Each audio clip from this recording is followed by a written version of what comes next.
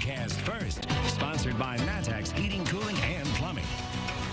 Back out once again in the Matex Heating and Cooling Weather Garden, where once again it is another mild and muggy evening across central Illinois with a lot of sunshine. It's 85 degrees here in town, 88 though in Lincoln, 86 in Decatur, 85 in Mattoon. And you can see in our Adams Memorial's weather camera overlooking campus on our Roof and Dog Eye Net, nice conditions are out there. Winds are out of the southwest between about 5 and 15 miles an hour. They'll be around that same general vicinity overnight tonight as well. So our planner for tonight remains partly cloudy as well as pretty muggy, and then the forecast stays about the same for tomorrow.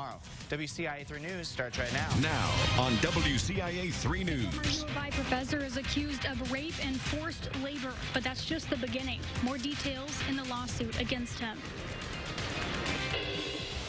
The whole neighborhood came to help.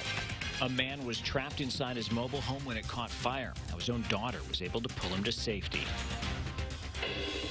As I was coming through, the guys were fixed on the TV. As were millions around the world watching as two planes flew into the World Trade Center towers. Now people in central Illinois are still remembering that day 18 years later. You're watching your local news leader. This is WCIA 3 News at 6. There should be more resources and more outlets to bring those situations up to the university. Two former U of I students are accusing a former professor of abusing and exploiting them. Gang Shu was the head of East Asian languages and cultures. The students say this abuse happened between 2013 and 2015. Good evening, I'm Paul Cicchini. And I'm Jennifer Roscoe. Some of the details in the lawsuit are disturbing. It details forced labor, beatings, and rape. The lawsuit asks for compensation and the university to make changes. WCIA 3's Courtney Bunting is live right now outside the Foreign Languages building. Courtney, so he resigned in 2018. Yeah, Jennifer, he was placed on administrative leave in 2016 and later resigned, as you said, in 2018. Now, the university won't say why he resigned. Now, this lawsuit says a student brought these concerns of abuse in 2014 to the university, but later withdrew that report because Shu said they should withdraw it, and the university did nothing to follow up. It's hard to speak up for yourself because there's so many other consequences that are in the back of your head. Most students know staying on a professor's good side can be crucial. That kind of power is what a lawsuit filed Tuesday accuses former UI professor Gary Shu of abusing. The lawsuit details relationships Shu had with two former students. The first student's relationship with Shu started in 2013 when she was 19 and Shu was 45. That relationship turned sexual quickly and later got violent. She became so depressed she tried to kill herself twice. During that same time, a second student got involved with Shu, but she didn't want a sexual relationship. In response, Shu made her work for him without pay. I know a different professor that it actually happened to him, and he was my professor for 2 semesters in a row, actually.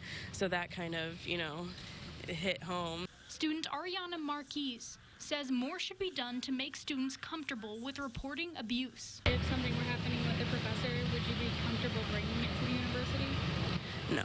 Molly Campbell also feels there should be more to ensure those who share their stories are believed and protected. It could just be a professor messaging you hey, we can meet up to go over this paper or something, and things could get taken too far, but because you were messaging him back, you're the one that went into it. The lawsuit seeks damages for what happened to the students.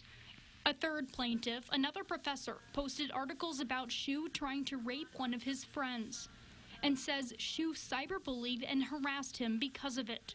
Attorneys for the students say they're asking for money to repair the damage that was done.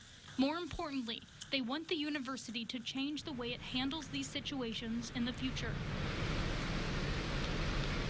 The university wouldn't comment on the specifics of this lawsuit, but they did say they are reviewing their disciplinary procedures so they can respond quicker in the future. Reporting live in Urbana, Courtney Bunting, WCIA 3, your local news leader. And Courtney, like you told us at 5, those lawyers say there's a suit coming against the University of Illinois tomorrow.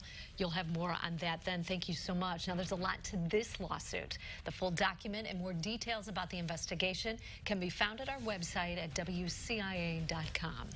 New tonight at 6, the wife of a man who fell and died at the Coles County Courthouse filed a lawsuit against the sheriff and several deputies. Kimberly Brigham claims they didn't do enough to protect her husband, James. In January, Brigham, who was in police custody, had a divorce hearing. After that hearing, Brigham fell from a second-story balcony. His wife says he jumped. She says he previously showed signs of being suicidal and wasn't provided mental health treatment. She's asking for at least $50,000. Also new at 6, 2 people were sent to the hospital after a crash between a handicapped-accessible van and a semi. It happened at the intersection of Route 24 and 1500 East in Ford County. Police say the driver of the van pulled out in front of the semi. A third car was sideswiped. A fourth was damaged by flying debris. The drivers of those vehicles and the semi are okay. The van's driver was ticketed for failure to yield. Police are investigating. The road has been reopened. We have new details on a shooting from earlier this summer. U.S. Marshals and the Champaign County Street Crimes Task Force picked up the suspected shooter this morning. Levante Neal was wanted for a shooting on July 22nd. Police say there was an argument inside a home on North James Street, and a man was shot in the stomach. He survived. Neal faces charges of aggravated battery and discharge of a firearm.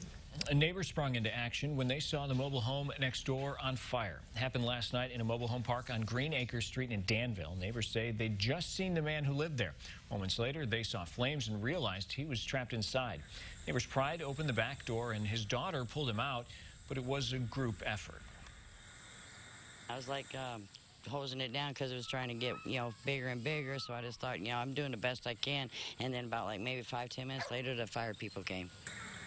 The man inside was taken by helicopter to a hospital in Springfield. The cause of the fire is still under investigation. Marijuana sales tax has been a hot topic in city council meetings across the area. The unique way Springfield might spend the money. Also tonight, The look on their faces, they knew where they were going. They knew they were coming back. today etched in the minds of everyone who was a witness, the touching way people across central Illinois paid tribute to those lost on 9/11. And it was a very warm day across central Illinois. Again, we were in the upper 80s, close to 90 in many spots across the area. 88 currently, or technically the high temperature for Champaign today. Paxton on our water tower weather forecast for tomorrow. Again, we're going to be right around 90 with many locations feeling like the middle 90s with the heat index. So it stays hot with very few storms in our forecast, and it's going to stay that way for next week as well. Talk about that next.